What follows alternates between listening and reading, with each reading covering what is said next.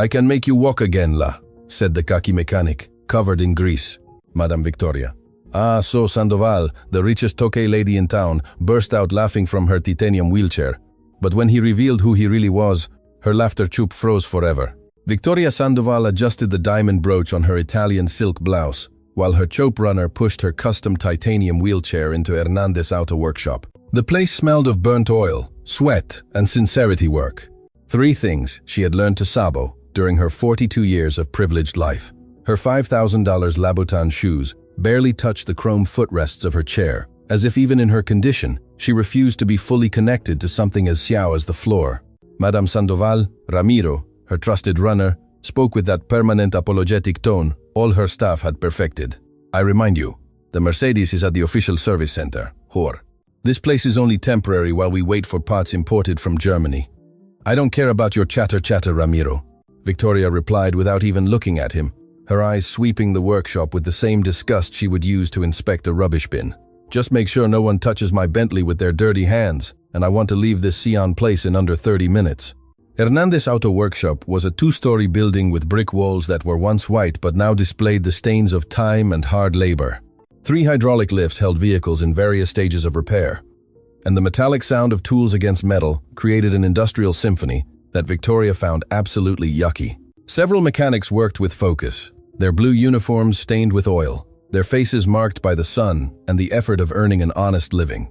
But what bothered Victoria most wasn't the place itself, but the simple fact of being there. For the past 8 years, since the riding accident that had shattered her spine and confined her to this chair, Victoria had developed a perfect system to never have to interact with common folk.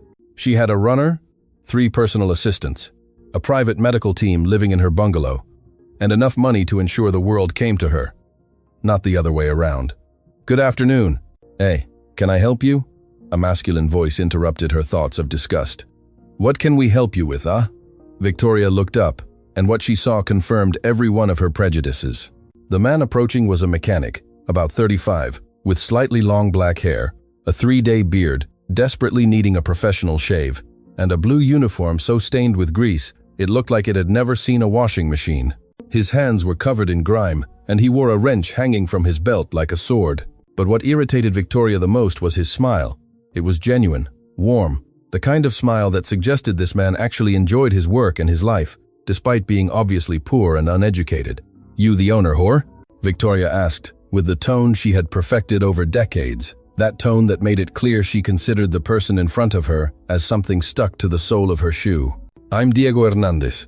The man extended his hand, and then, noticing the grease, withdrew it with an embarrassed chuckle. Sorry, not appropriate, la.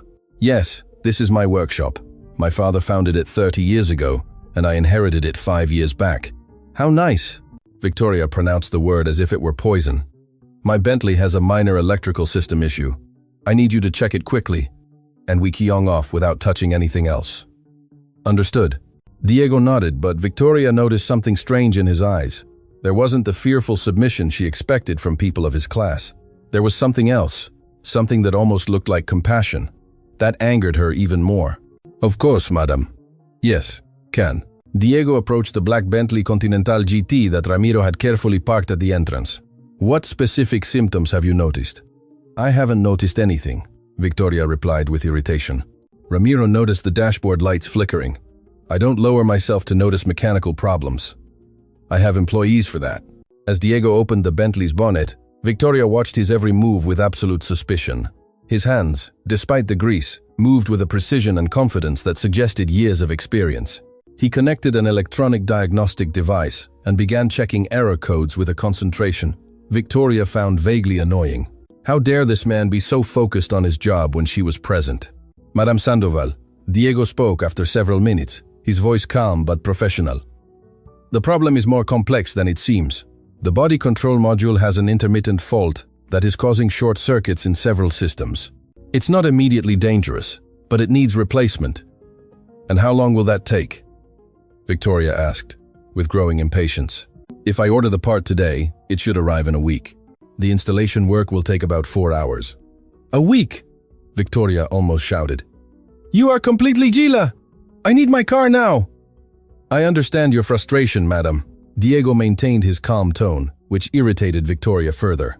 But these parts come directly from England. They are specialized components not stocked locally. I don't care where they come from. Victoria hit the armrest of her chair in fury.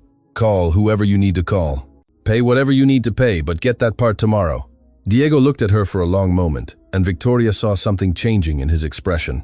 The professional patience was giving way to something more critical, more evaluative.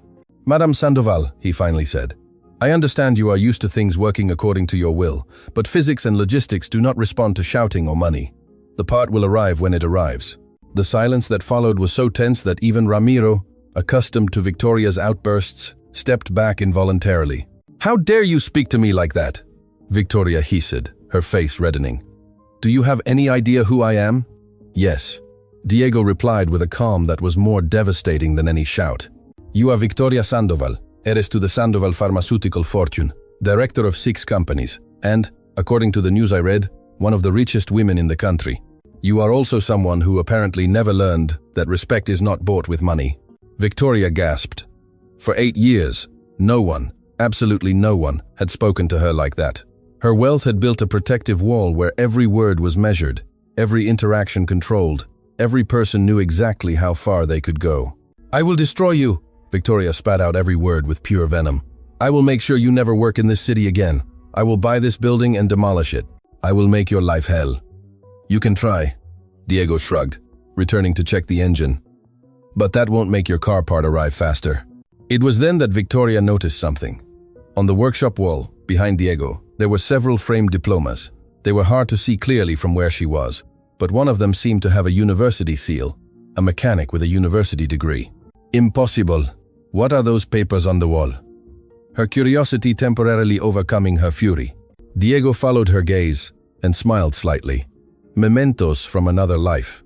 What does that mean? It means we all have stories we'd rather not tell. Madame Sandoval, you have yours, I have mine. The cryptic answer only intensified Victoria's irritation. She hated not knowing things. She hated feeling that someone had information she didn't control. It was at this moment of absolute tension that something happened that would change everything.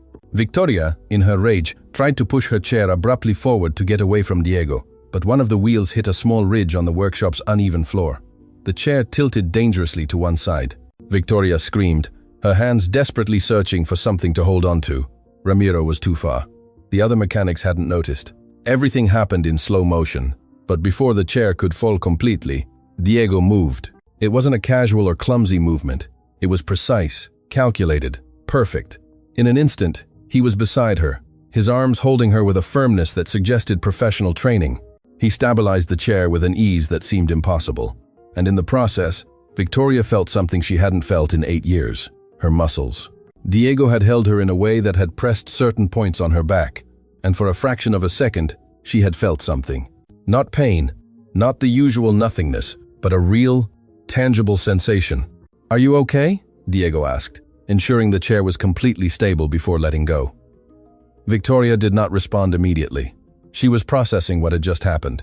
The doctors had been clear. Her spinal cord injury was complete. There was no sensation below her waist. It was permanent, irreversible, final. But she had just felt something. What did you do? She whispered, her voice trembling. I stopped you from falling, Diego replied, clearly confused by the question. No. Victoria grabbed his arm with surprising strength. How did you hold me? Where exactly did you put your hands? Diego blinked, even more confused.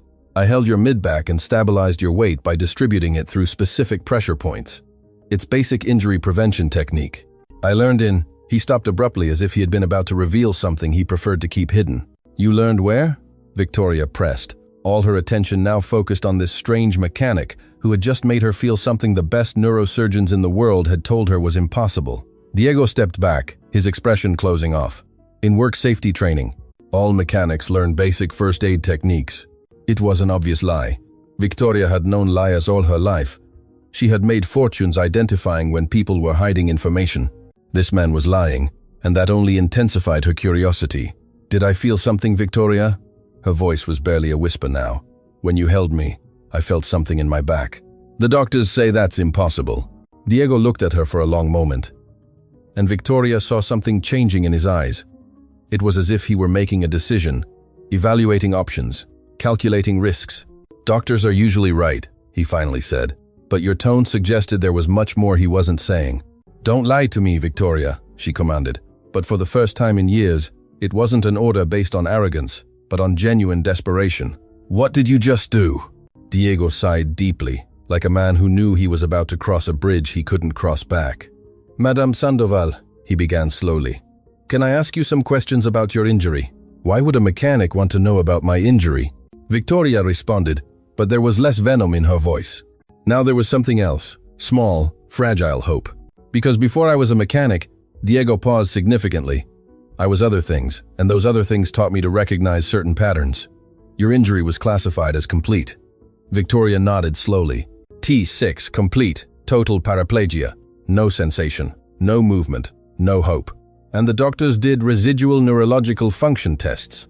The question was so specific, so technical, that Victoria felt a shiver run down her spine, ironically, in the part where she supposedly couldn't feel anything. How do you know those terms? She asked. Answer the question, please. Yes. Multiple tests, MRIs, EMGs, evoked potentials. Everything confirmed a complete injury. Diego nodded thoughtfully, as if processing complex information.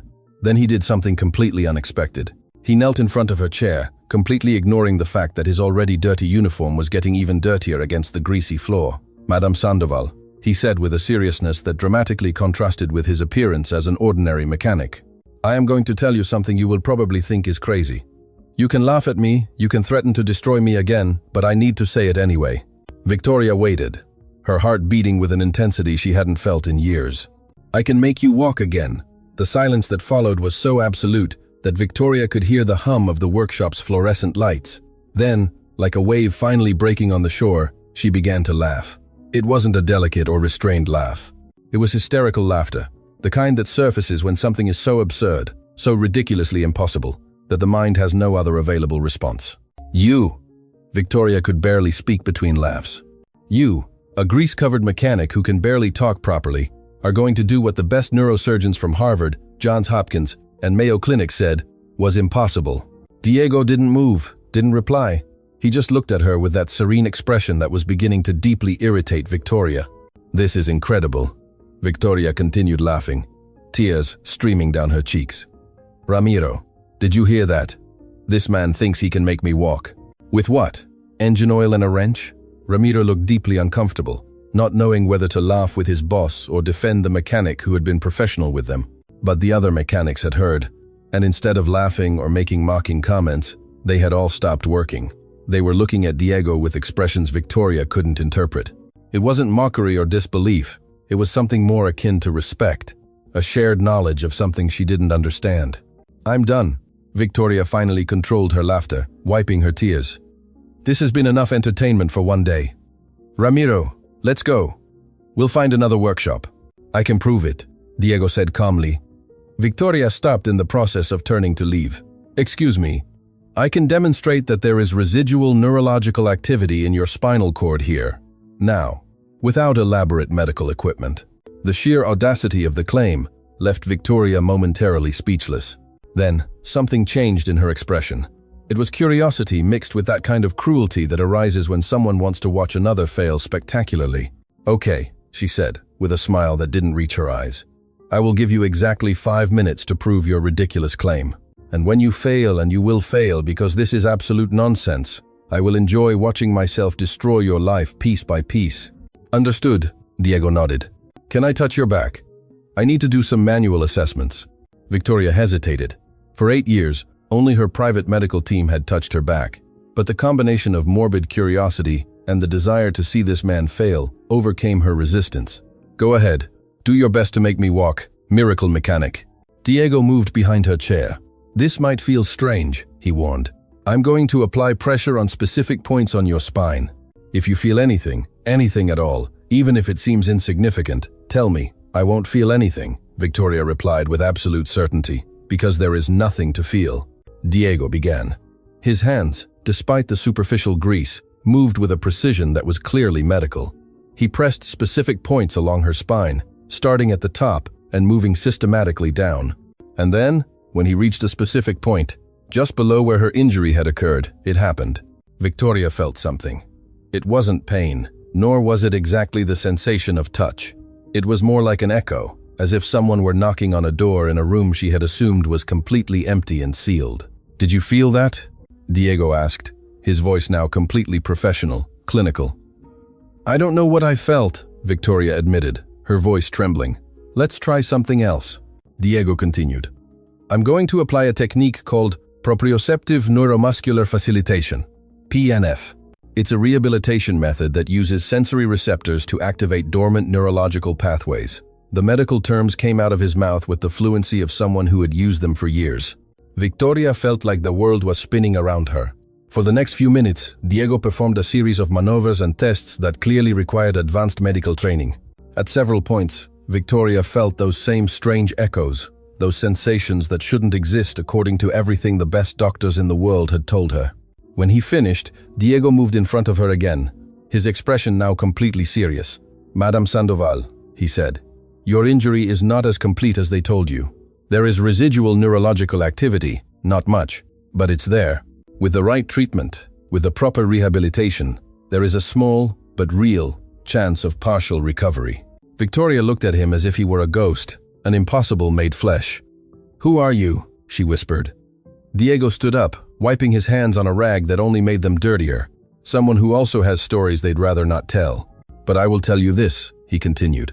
"If you really want to explore the possibility of recovery, I will need to see your complete medical records, and you will need to be willing to work harder than you have worked in your entire life." "Are you a doctor?" Victoria affirmed, more than asked. Diego did not answer directly. "The 5 minutes are up. Do you still want to destroy my life?" Victoria opened her mouth to reply, but no sound came out. For the first time in 8 years, she didn't have a ready answer, didn't have an action plan, didn't have absolute control of the situation. Because this grease-covered mechanic, this man she had despised and threatened, had just done something the world's best doctors had told her was completely impossible. He had given her hope, and now, as she looked at him with a mixture of awe, fear, and something that might have been involuntary respect, Victoria Sandoval had to confront a devastating truth. She had completely misjudged this man. The question now was, what else had she been judging wrongly her entire life? Why? Victoria finally found her voice, though it sounded strange even to her own ears. "Why would you help me after how I treated you?" Diego smiled sadly. "Because, unlike you, Madame Sandoval, I don't judge people's worth by their bank account or their behavior on a bad day. I judge by their potential to change." The words hung in the workshop air, like a gentle but devastating accusation. Victoria knew at that moment that her life had just changed forever, she just didn't know how much yet. The next 3 days were the strangest in Victoria Sandoval's life. After the encounter at the workshop, she had returned to her bungalow in complete silence, ignoring Ramiro's worried questions. She had locked herself in her private study, a space with high ceilings and panoramic windows overlooking the city she practically owned, but had never felt as distant from as she did at that moment. On her solid mahogany desk lay her laptop, and on the screen, 3 digital medical files were open simultaneously. They were her complete records from the last 8 years. Dozens of MRIs, reports from world-famous neurosurgeons, evaluations from spinal cord injury specialists, all reaching the same devastating conclusion. Complete, irreversible, permanent injury. But she had felt something. Those strange echoes Diego had provoked, with his precise hands. And more than that, she had seen something in his eyes that the most expensive doctors in the world had never shown. Genuine certainty, mixed with a deep understanding of something beyond the numbers on a report. Her private phone, the one only 5 people in the world knew, vibrated. It was her personal assistant, Margaret. "Madame Sandoval, I found something interesting about Diego Hernandez." Victoria sat up straight in her chair. "Speak." "There's not much in public records. The workshop has been in his name for 5 years, inherited from his father. But I found something in old newspaper archives. 10 years ago, there was a doctor, Diego Hernandez, at the Central University Hospital. He was a neurosurgery resident, one of the brightest, according to the notes I found. Victoria's heart began to beat faster, and then it stopped. He left the residency program halfway through his final year. There's no official explanation. It's as if he simply decided to stop being a doctor and become a mechanic. Why would someone do that? Victoria murmured more to herself than to Margaret. "I'm still investigating." "But, madam, is there anything else?" "I found an article from 9 years ago. Diego Hernandez's father, Javier Hernandez, the workshop owner, had a serious accident. He was in a coma for weeks. The article mentions his son left everything to care for him. The pieces started to fit together. A brilliant neurosurgeon abandoning his career to care for his sick father. A man who clearly had the knowledge and skills but had chosen a completely different life. Margaret, prepare the car. We are going back to the workshop. Are you sure, madam? I thought you said you would never return to that place. I changed my mind. And Margaret, investigate deeper. I want to know exactly what happened 9 years ago. 2 hours later, Victoria was back at Hernandez Auto Workshop, but this time her attitude was different. She arrived not with demands or threats, but with questions. Diego was under an old Toyota, only his legs visible as he worked. When he heard the wheels of Victoria's chair approaching, he slid out with an expression of genuine surprise. Madame Sandoval, I didn't expect to see you again. I didn't expect to be here either, Victoria admitted. For the first time, she truly looked at the workshop, not with disgust, but with curiosity. The other mechanics worked with a coordinated efficiency that spoke of mutual respect and effective leadership. The place was clean, despite the nature of the work, and in the small attached office, there were shelves full of technical manuals, but also medical books. I need to talk to you, Victoria said privately. Diego wiped his hands on a rag and led her into his office. It was a small space with a metal desk, an old but functional computer, and those walls full of diplomas she had noted earlier. Now, with the implicit permission of being there, Victoria read them carefully. Doctor of Medicine and Surgery from the National University, Specialization Certificate in Neurosurgery. Academic awards, honors all under the name Doctor. Diego Alejandro Hernandez Ruiz. You were a neurosurgeon, Victoria, she stated, looking at the diplomas. I was many things, Diego replied, sitting in his worn chair.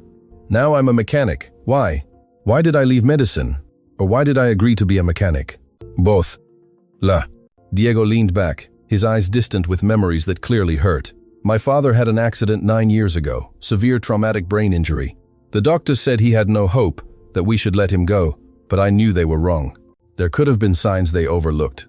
Neurological patterns, indicating residual brain activity. And what did you do? I left my residency. I took control of his treatment. For a whole year, I was with him every day, applying neurological rehabilitation techniques that I had studied, but which most doctors consider too experimental or laborious. And it worked. My father woke up. Victoria felt something strange moving in her chest. It was empathy, an emotion she had successfully suppressed for years. But there's more to the story, Diego continued, his voice becoming tenser. While I was taking care of my father, the hospital where I worked pressured me to return. They said I was wasting my talent, that my father was a lost cause. When I refused, when I insisted there was hope where they saw none, they started an investigation into my professional competence. Did they take your license? They didn't go that far, but it became clear that if I returned, I would always be the doctor who abandoned his patients, who prioritized emotion over science. My reputation was ruined before it truly began, so I decided not to go back, and the workshop my father recovered, but he could no longer handle the physical work. Someone had to keep the business going. I knew cars. I had spent my adolescence helping him here, so I became a mechanic. Diego smiled sadly. It turns out fixing cars is remarkably similar to surgery, complex systems requiring precise diagnosis, steady hands, and patience. But you're still a doctor. You can't just turn off that knowledge? Victoria asked. No, you can't, Diego agreed. That's why, when I saw you that day, when I noticed certain signs in your posture and your reflex movements, I recognized a pattern. And when I held you during that near fall, I felt muscle resistance where there shouldn't have been any small, but there. Victoria took a deep breath.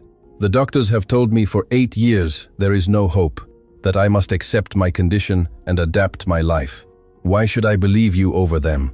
You shouldn't, Diego replied honestly, at least not without evidence. That's why, if you truly want to explore this, we'll need to do a complete assessment. I can't use official medical equipment. I lost those privileges, but I know manual neurological assessment techniques that are as precise as many modern tests. And if you discover there's a possibility of recovery, then what? Then I will design a rehabilitation program. It will be intense, painful, and there are no guarantees. You might work for months and only regain a little sensation, or you might recover much more. We don't know until we try. Victoria studied him for a long moment. This man had sacrificed a promising career for his father, He had endured rejection from his colleagues for believing in something others considered impossible, and he had been hiding in this workshop using his magic hands to fix engines instead of saving lives. "There is something you need to understand," Victoria said slowly. "For 8 years, I have built a life around my condition. I have accepted certain limitations. I have found power in other places. If you give me hope, and then that hope turns out to be false, I won't just be physically where I started. I will be emotionally destroyed." "I know," Diego nodded. "Hope is the most dangerous emotion for someone with a spinal cord injury. That's why I don't promise miracles, only honesty and my best effort. And if it works," Victoria continued, "if I can really regain something, it will be because a mechanic did what the world's best neurosurgeon said was impossible. Do you understand how humiliating that would be for me? More humiliating than spending the rest of your life wondering if there was a chance you didn't take?" Diego asked gently. The question hit Victoria like a punch. He was right. He was completely right. "Okay," she finally said. "Do it. Assess me. And if you find something real, something that justifies this madness, then I will consider your rehabilitation program." Diego nodded and stood up. "I'll need about 2 hours. Can you stay?" Victoria looked at her limited edition Cartier watch.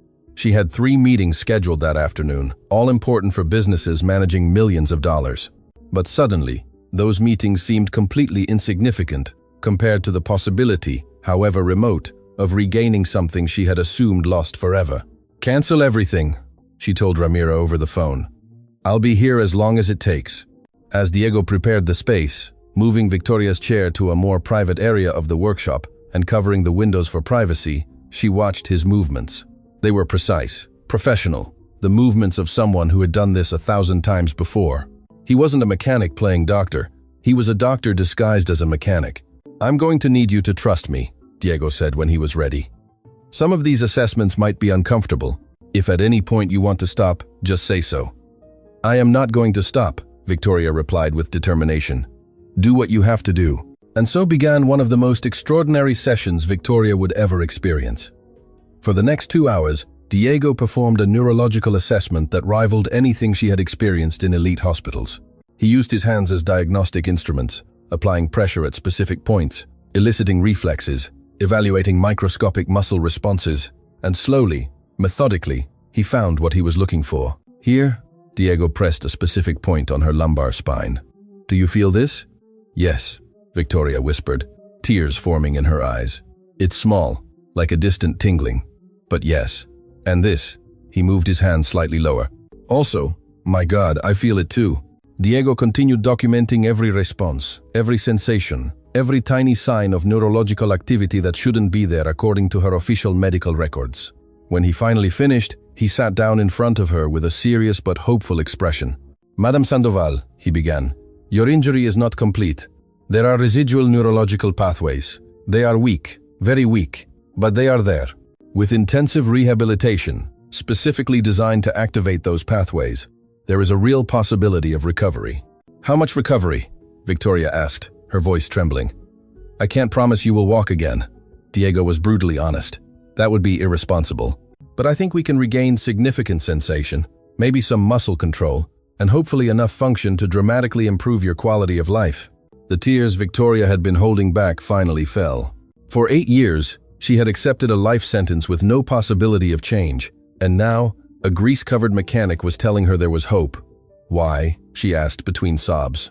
"Why didn't the other doctors detect this?"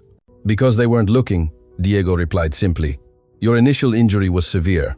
The doctors saw the obvious damage and assumed it was complete, but spinal cord injuries are complex. Sometimes there are neurological pathways that survive but enter a state of latency. They aren't dead, just dormant, and with the right stimulus, they can wake up." "When do we start?" Victoria asked, wiping her tears. "That depends on you," Diego said. "The program I design will be brutal.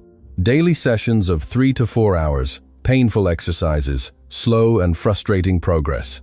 There will be days when you want to give up, when you will wonder if the effort is worth it." "I will not give up," Victoria affirmed, with a ferocity that surprised even herself. "I have survived 8 years in this chair. I can survive whatever it takes to get out of it." Diego smiled, and for the first time, Victoria saw genuine approval in his eyes. "Good, because we are going to need that determination. We start tomorrow. If you're ready, I will be ready, Victoria promised. As Ramiro wheeled her back to her bungalow that night, Victoria looked out the window at a city she knew so well, but which suddenly seemed completely different. The world hadn't changed. She had changed. For 8 years, she had used her disability as armor and as a weapon, as an excuse to isolate herself, to justify her cruelty, to keep everyone at a distance. But this mechanic with magic hands and a secret past had just offered her something more dangerous than any threat: possibility. And Victoria Sandoval, the woman who controlled empires but couldn't control her own body, was about to discover that the real challenge wasn't physical, it was emotional. Because regaining the ability to walk would mean confronting all the reasons why she had stopped trying. The dawn of the next day found Victoria awake. She hadn't slept. She had spent the entire night staring at the ceiling of her room, processing what was about to begin. At 6 a.m. When her private nurse entered for the usual morning routine, Victoria was already dressed in sportswear she had specially ordered for the occasion. Madame Sandoval, the nurse, a middle-aged woman named Rosa, who had worked for her for 3 years, looked genuinely surprised. "You're going out so early?" "I'm going to the workshop," Victoria replied, applying cream to her hands with precise movements. "And Rosa, I need you to prepare my exercise room. It's going to have a different use now." The exercise room in Victoria's bungalow was a 200 square meter space, designed by the country's best physiotherapists and then abandoned after 6 months of frustrating attempts. It had state-of-the-art rehabilitation equipment, all now covered with sheets like ghosts of past hopes. "Are you sure, madam?" Rosa asked gently. She had been present during those devastating 6 months when Victoria had tried every conventional treatment, and all had failed. She had seen the pain, the frustration, and finally, the resignation. "I've never been more sure of anything," Victoria responded with a determination that made Rosa step back involuntarily. Diego's workshop would officially open at 8, but Victoria arrived at 7. Diego was already there, which didn't surprise her. There was something about this man that suggested hard work wasn't an obligation, but nature. "You're early, la," Diego commented, coming out of his office with 2 cups of coffee. He offered one to Victoria, who accepted it with a surprise she couldn't hide. In her world, people served her, they didn't offer. "I want to start," Victoria admitted. "I don't want to lose another day." Diego nodded in approval. "Good.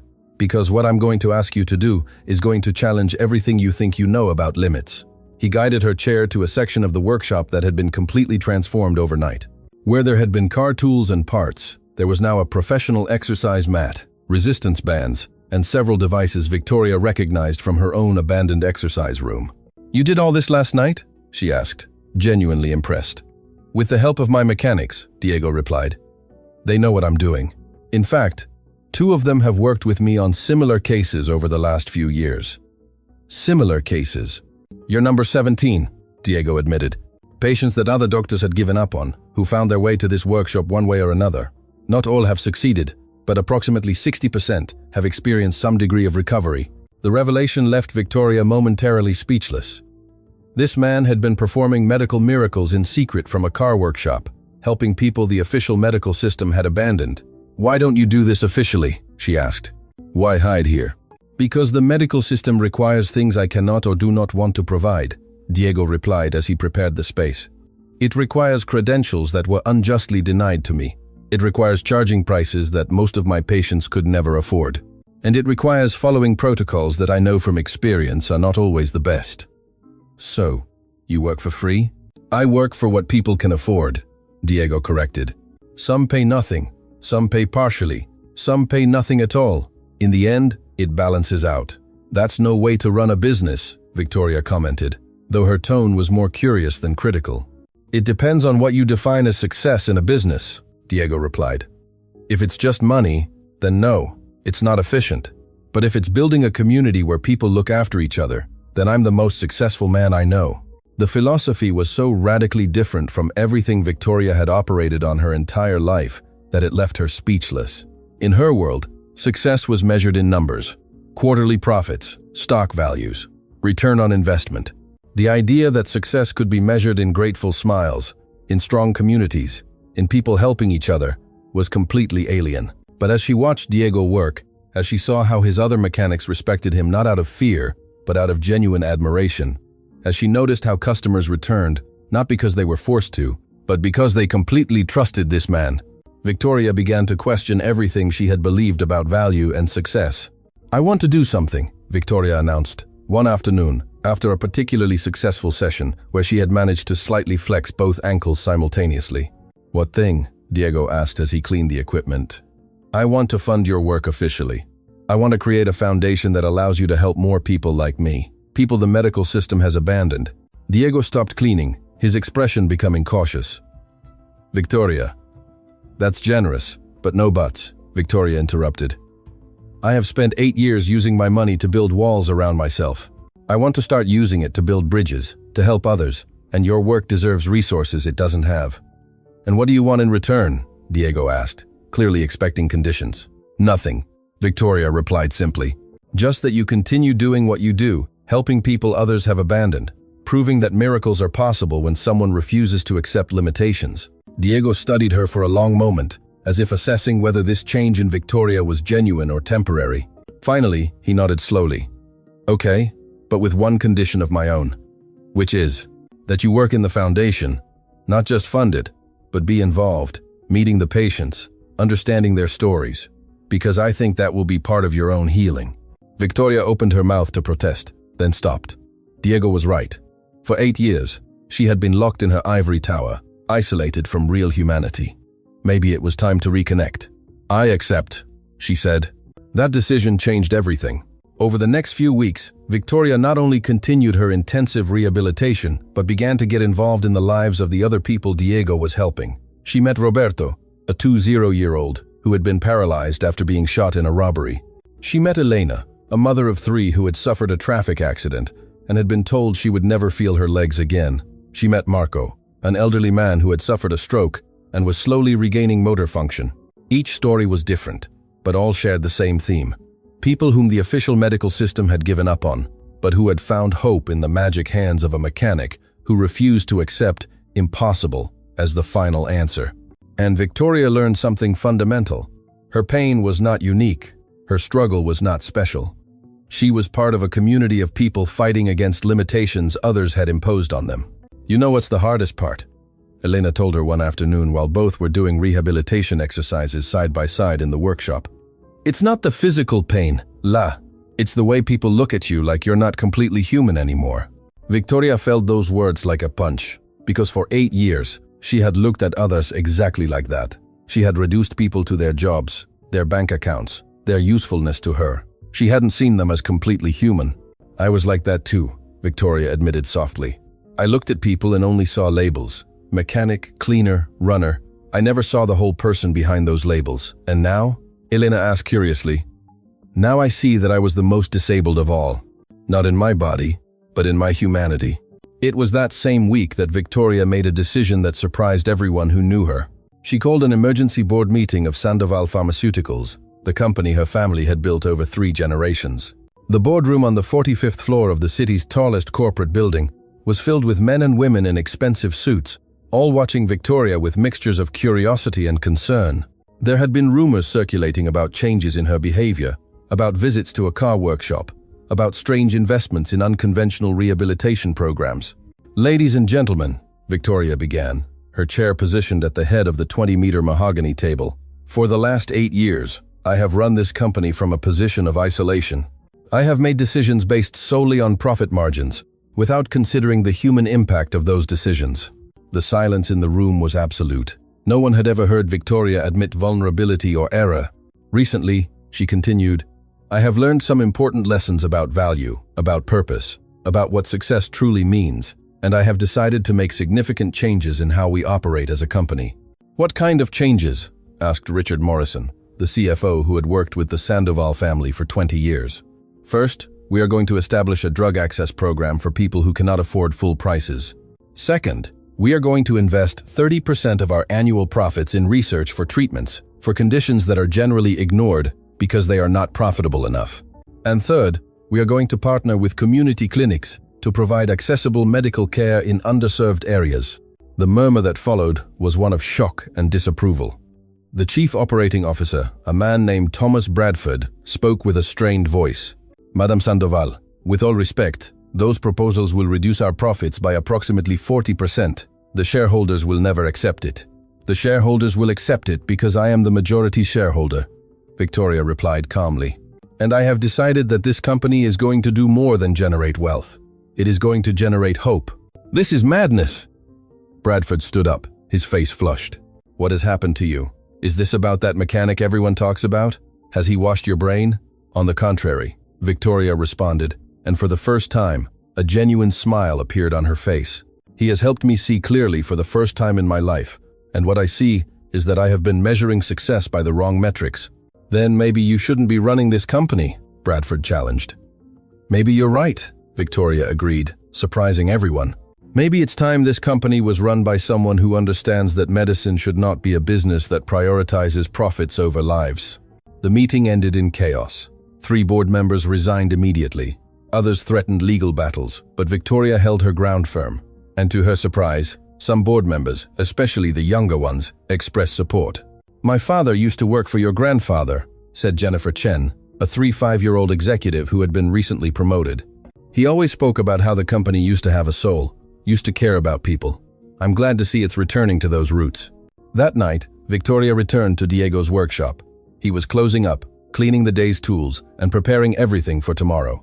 When he saw her enter, he immediately noticed something different in her expression. What happened? He asked. I might have just destroyed the family business, Victoria replied, but she was smiling. And ironically, I've never felt prouder of myself. She told him about the meeting, about the proposals, about the resignations and the chaos. Diego listened in silence, wiping engine oil from his hands as she spoke. Do you think I did the right thing? Victoria asked when she finished. Does what I think matter? Diego replied. Yes, it matters a lot, Victoria insisted. Diego sat down on a metal stool, his eyes meeting hers. I think you did the right thing, but I also think it was the easy decision. Victoria blinked, surprised. Easy? How can it be easy to risk a family empire? Because money has always been abstract for you, Diego explained. You never had to worry about rent, about putting food on the table, about choosing between medicine and electricity. Deciding to use your wealth to help others is noble, but it doesn't really cost you anything on a personal level. The words hurt precisely because they were true. Then what would be the hard decision? To change how you treat the people you meet every day. To confront the prejudices you've held your entire life. To learn to see dignity in every person, regardless of their job or their bank account. That is the hard part. Victoria processed that in silence. Diego was right. It had been relatively easy to write a big check or change corporate policies. The hard part was changing her own heart. Teach me, she finally said. Teach me what? How to see people the way you see them. How to find value, where I've been blind to it my whole life. Diego smiled. You are already learning. Every day you come here, every conversation you have with Roberto or Elena or Marco, every moment you choose humility over arrogance, you are learning. It was at that moment when one of the other mechanics, a nervous young man about 25 named Andres, approached timidly. Excuse me, Madame Sandoval, he began nervously. I just wanted to say, what you are doing with the pharmaceutical company. It's important. My sister has diabetes. She can't afford her full insulin dose. She's been rationing it, putting herself at risk. If your program can help people like her, it's going to save lives. Victoria felt tears forming in her eyes. For 8 years, she had run a pharmaceutical company without truly thinking about the real lives affected by her decisions. She had seen numbers on spreadsheets, not people like Andres' sister fighting to survive. What is your sister's name? Victoria asked. Maria, Andres replied, surprised by the question. I want to meet her, and I want to make sure she has all the insulin she needs. Starting tomorrow, Andres looked like he was about to cry. Madam, I don't know how to thank you. Don't thank me, Victoria replied softly. Thank Diego for teaching me to see people instead of numbers. After Andres left, Diego and Victoria remained silent for a long moment. You know what's the strangest thing? Victoria finally spoke. For the first time in 8 years, I don't feel defined by this chair. I feel defined by who I am choosing to be. That's because you are healing, Diego observed. Not just your body, although that is also progressing incredibly, but you are healing the parts of you that were broken long before the accident. The words resonated deeply with Victoria. She had assumed her main trauma was the riding accident, the spinal cord injury, but now she was beginning to see that she had been wounded long before that.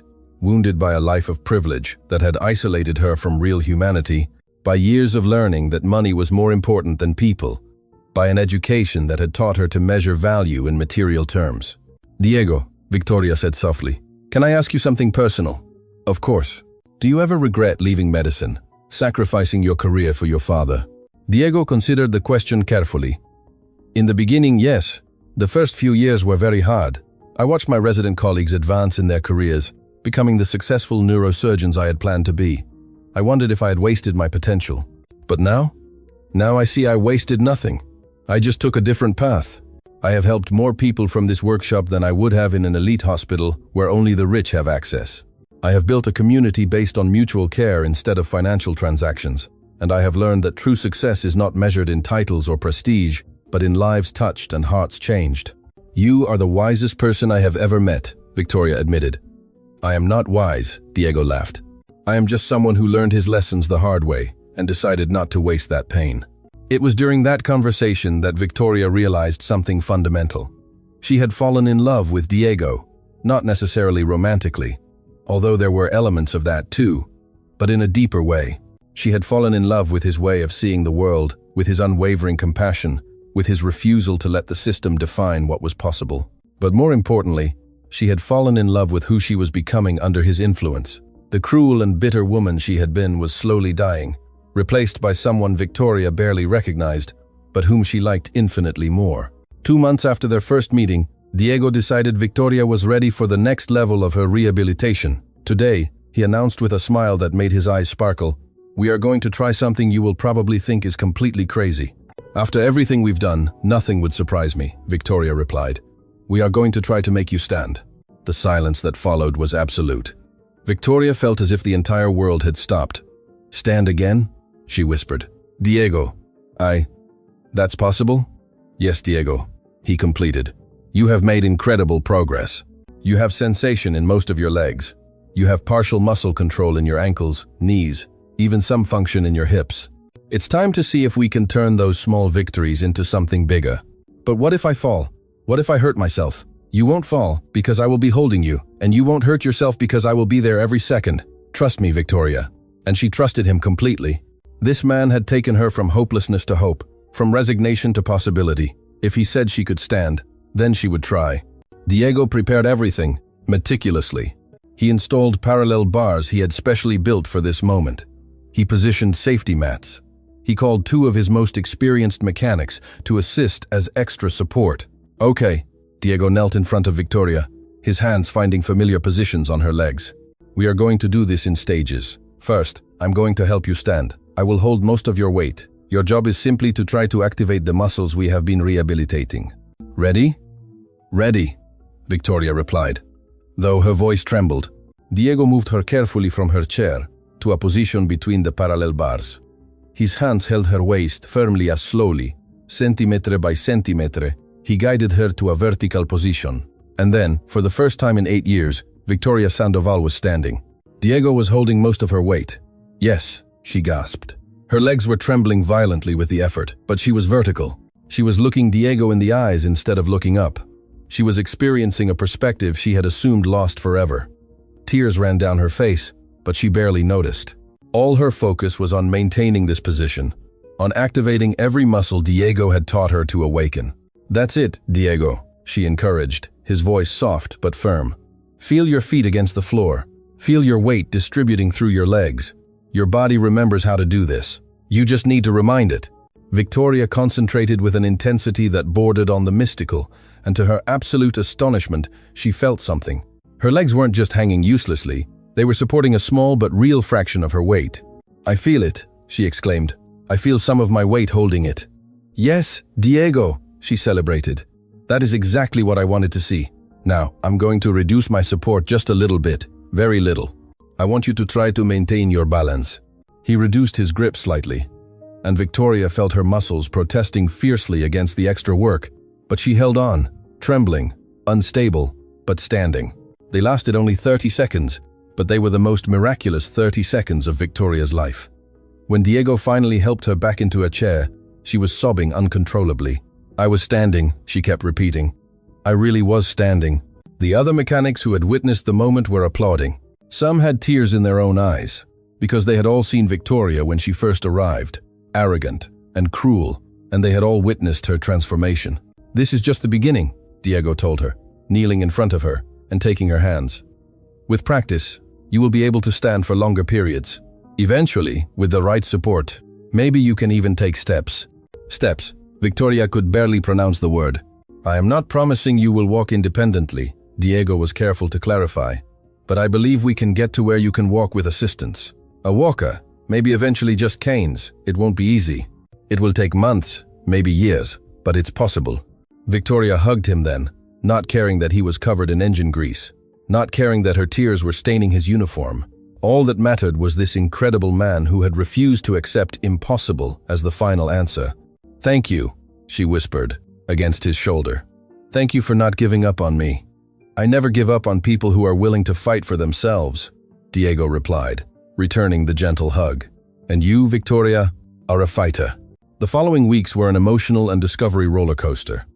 Victoria practiced standing every day, gradually increasing the time she could support her own weight. 20 seconds became 30. 30 became a minute, and then, in a memorable day, she held her position for a full 5 minutes. But the real challenge came when Diego announced the next step. "It's time to try a step," he said one morning, after Victoria had managed to stand for nearly 10 minutes with minimal support. A step. Victoria felt terror and excitement mixing in equal measure. "Diego, standing is one thing, but moving the legs." "I know," Diego nodded. "It is exponentially more complex.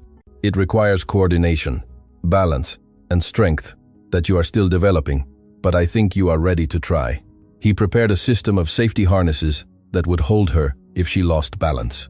He positioned the parallel bars so she had something to hold on to, and then, with infinite patience, began teaching her the biomechanics of taking a step. "Walking is basically falling forward in a controlled way," he explained. "You transfer your weight to one leg, slightly lift the other, move it forward, and then transfer your weight again. Your brain used to do this automatically. Now, we have to consciously teach it every element." The first attempt was an absolute failure. Victoria managed to stand. She managed to transfer her weight to her right leg, but when she tried to lift her left leg, her muscles simply refused to cooperate. She would have fallen if Diego hadn't held her. "Again," Victoria ordered, fierce determination in her voice. "Your body needs to rest," Diego warned. "Again," Victoria repeated, and Diego recognized that expression. It was the same one he had seen on dozens of patients who were about to achieve the impossible. Pure, unshakable will. They tried again and again and again. For 2 hours, Victoria tried to take a single step, and each time she failed. But with every failure, she learned something. Her muscles gradually remembered how to coordinate. Her brain rebuilt neurological connections that had been dormant for years. And then, on the 37th attempt, it happened.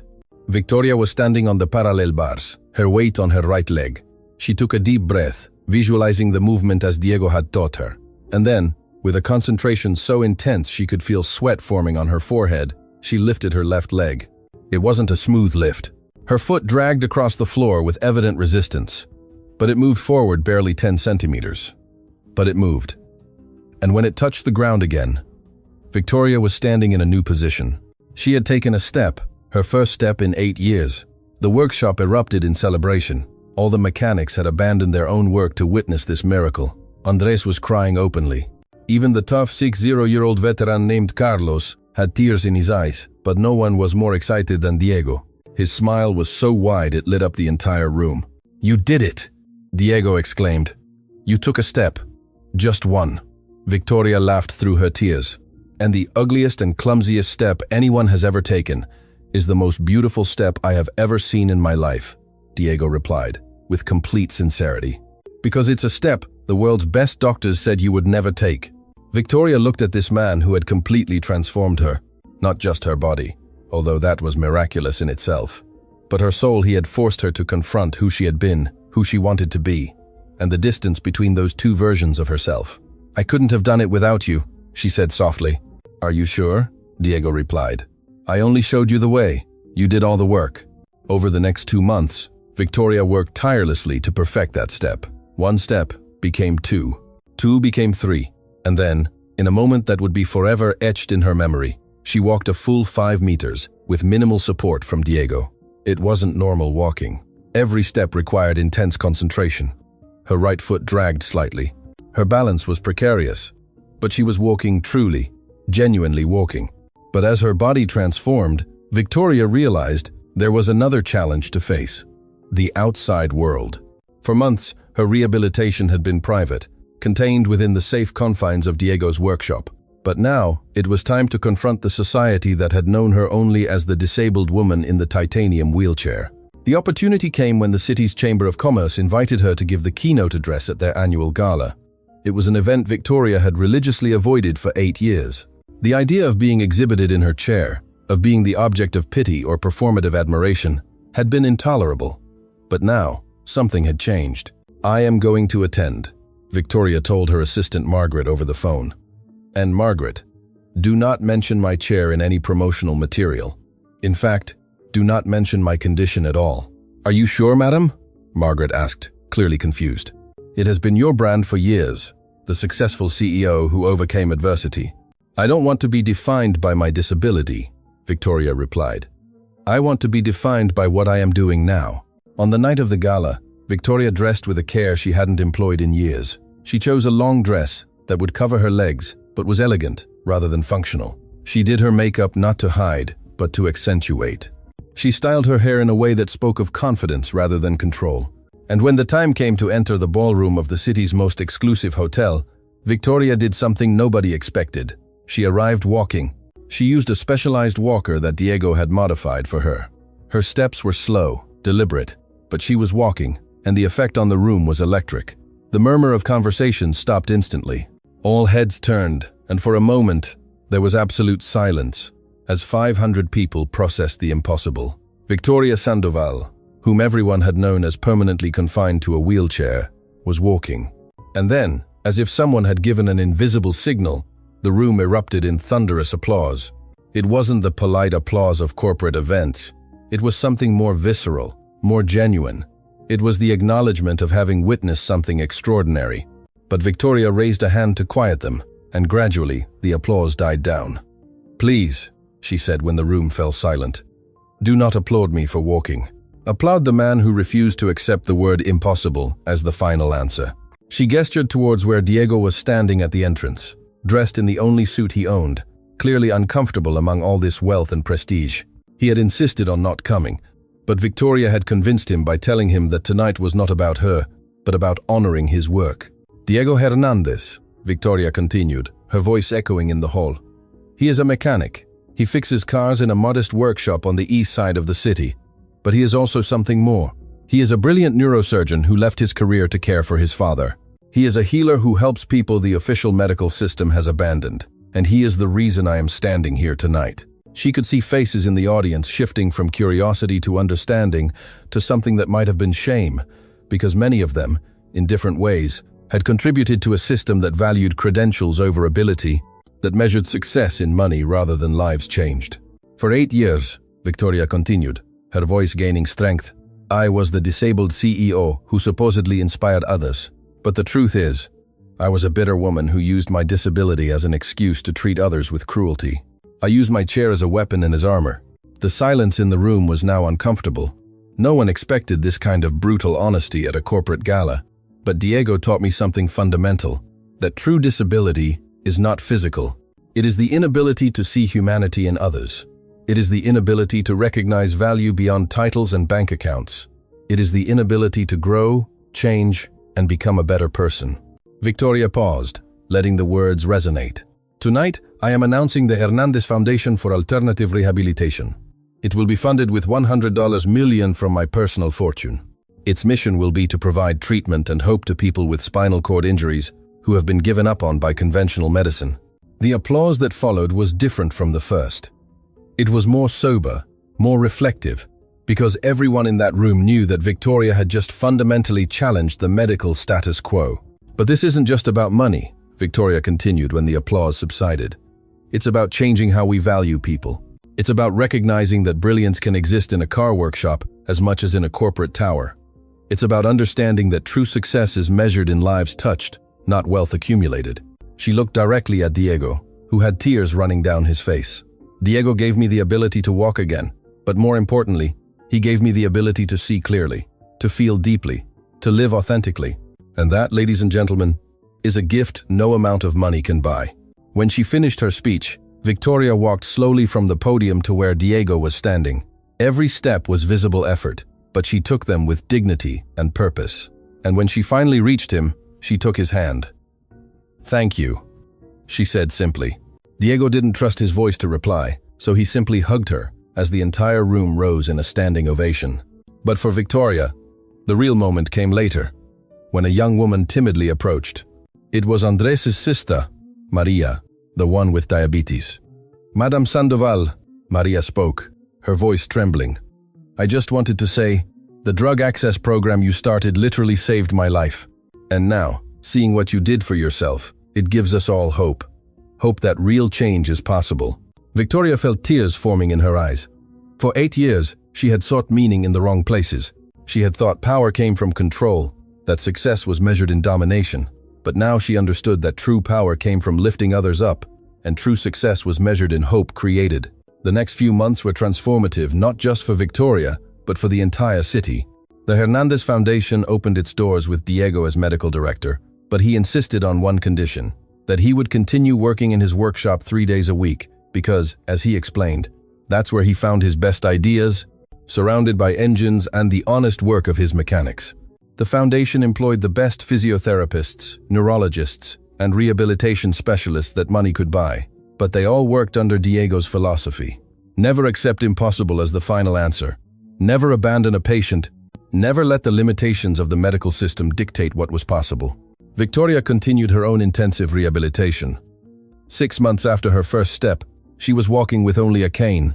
Her gait would never be completely normal. She would always have a slight limp in her right leg, but she was mobile, she was independent, and more importantly, she was completely transformed. A year after their first encounter at the workshop, Victoria organized a celebration not in a luxurious ballroom, but in the same auto workshop where it all began. She invited all the patients Diego had helped over the years, the mechanics who had witnessed her transformation, and the people whose lives had been changed by the foundation. Roberto, the young man who had been shot, could now stand with assistance and was working towards independent steps. Elena, the mother of 3, had regained enough sensation to care for her children in ways she thought were lost forever. Marco, the elderly man with the stroke, was walking with a walker and had regained most of his speech. Each story was a testament to the power of refusing to accept limitations, to the importance of seeing potential where others saw impossibility. During the celebration, Diego approached Victoria with a serious expression. "There is something I need to tell you," he began. "What is it?" Victoria asked immediately, worried by his tone. "The university hospital contacted me. They reviewed my case. They want to reinstate my medical license and offer me the position of head of neurological rehabilitation." Victoria felt a mix of emotions. Joy that Diego was finally receiving the recognition he deserved, but also fear of losing him, of him choosing to return to the official medical world and abandon the work they were doing together. That's incredible," she said, trying to keep her voice steady. "What did you tell them?" "I told them no," Diego replied simply. "What? Why?" "Because I realized something," Diego said.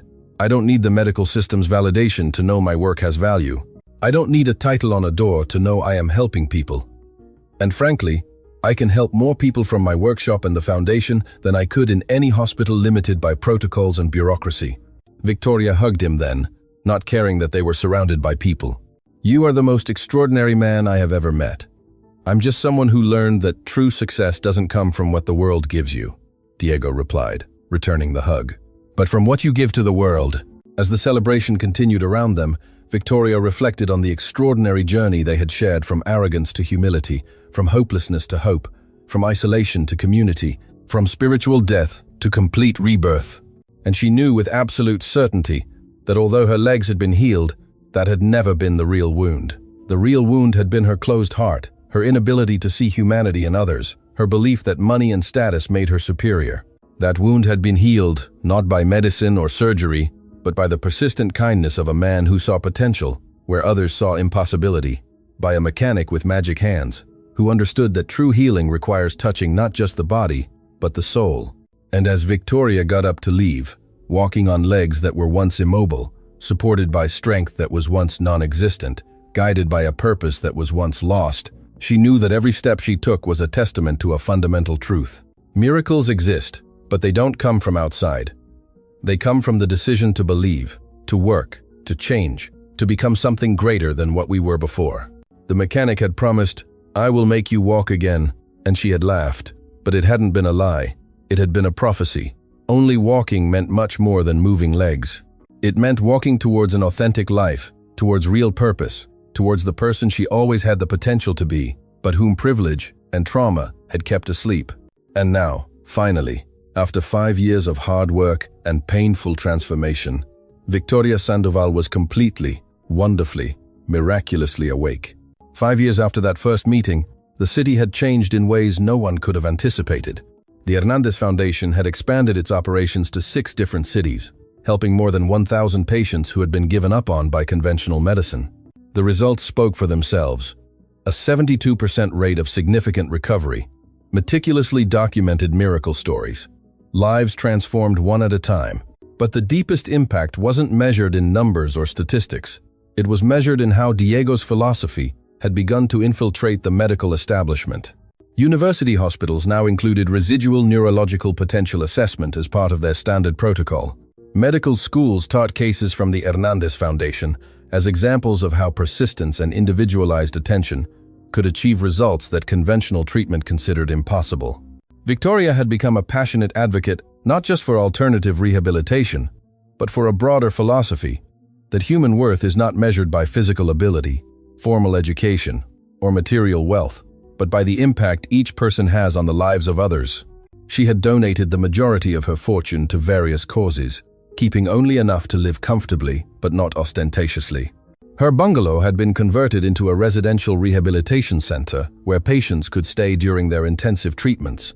Her fleet of luxury cars had been sold, the money used to buy specialized medical equipment. And she, the woman who once measured her worth in bank account digits, now measured her life in the smiles of patients taking their first tentative steps, in the tears of families reunited with renewed hope, in the simple satisfaction of knowing that, every day, she made a real difference. The car workshop remained open. Diego insisted on keeping it running, not just for the modest income it generated, but because it was there, surrounded by honest work and the smell of engine oil, that he found clarity and purpose. His mechanics, many of whom were now also certified rehabilitation technicians, divided their time between fixing cars and helping to fix lives. One spring afternoon, Victoria arrived at the workshop and found Diego working on an old car. It was a model she immediately recognized, the very same Mercedes that had brought her in 5 years ago, the one that had started this extraordinary story. "That car, huh?" she asked with a smile. Diego slid out from under the vehicle, his face now marked with lines that spoke of 5 years of intense but satisfying work. "The owner never collected it. It was abandoned here. I thought about fixing it up and donating it." Victoria approached. Her steps were now completely steady, although she still used a decorative cane more out of precaution than necessity. She stroked the bonnet of the car that had witnessed the beginning of her transformation. "We should keep it," she said softly, as a reminder of where they started. Diego stood up, wiping his hands on a rag that immediately made them dirtier. That gesture, which once seemed to Victoria like evidence of inferiority, now looked to her like the mark of someone not afraid to get his hands dirty doing important work. "Do you know what's the most extraordinary thing about these 5 years?" Diego asked, leaning against the car. "What? It's not the number of patients we have helped, although that's incredible. It's not the recognition the foundation has received, although that's also rewarding. It's how your transformation inspired chain reactions of transformation that we could never have anticipated." It was true. Victoria's story had become legendary. Articles had been written, documentaries filmed, lectures given, but more importantly, she had inspired others to confront their own prejudices, to question their own assumptions about value and ability. Corporate executives had started genuine, not performative, inclusion programs. Schools had revised how they assessed talent and potential. Even the medical system, resistant to change as it was, had begun to adopt more holistic and personalized approaches. "I still have hard days," Victoria admitted, sitting down on a nearby chair. "Days when my body hurts, when walking is a challenge, when I wonder if all the effort is worth it." "That's completely normal," Diego replied, sitting beside her. "Healing isn't linear. It's a process with ups and downs. The important thing is that you now have the tools to manage those hard days. The tools you gave me, the tools you found within yourself," she said. "I only showed you where to look." They remained silent for a moment, a comfortable silence that only comes from years of deep friendship and mutual respect. Diego, Victoria finally spoke. Do you ever think about how improbable all this was? An arrogant woman laughing at a mechanic who promised the impossible. The odds of this ending well were astronomically low. Diego smiled, that smile Victoria had come to love as a symbol of wisdom and kindness. Maybe that's the most important lesson, that miracles are not random events that happen to lucky people. They are the result of people refusing to accept limitations, working tirelessly, believing when no one else believes. You believed when I couldn't, and you worked when I couldn't work for you. It was collaboration, Victoria, he said, like everything important in life. As the afternoon sun painted the workshop in golden light, Victoria reflected on the extraordinary journey they had shared from arrogance to humility, from hopelessness to hope, from isolation to community, from spiritual death to complete rebirth. And she knew with absolute certainty that while her legs had been healed, that had never been the true wound. The true wound had been her closed heart, her inability to see humanity in others, her belief that money and status made her superior. That wound had been healed not by medicine or surgery, but by the persistent kindness of a man who saw potential where others saw impossibility, by a mechanic with magic hands who understood that true healing requires touching not just the body, but the soul. And as Victoria got up to leave, walking on legs that were once immobile, supported by strength that was once non-existent, guided by a purpose that was once lost, she knew that every step she took was a testament to a fundamental truth. Miracles exist, but they don't come from outside. They come from the decision to believe, to work, to change, to become something greater than what we were before. The mechanic had promised, "I will make you walk again." And she had laughed, but it hadn't been a lie. It had been a prophecy. Only walking meant much more than moving legs. It meant walking towards an authentic life, towards real purpose, towards the person she always had the potential to be, but whom privilege and trauma had kept asleep. And now, finally, after 5 years of hard work and painful transformation, Victoria Sandoval was completely awake, completely alive, completely herself. The journey had begun with a cruel laugh and ended with profound gratitude. And that, Victoria knew, was the most beautiful story she could ever tell.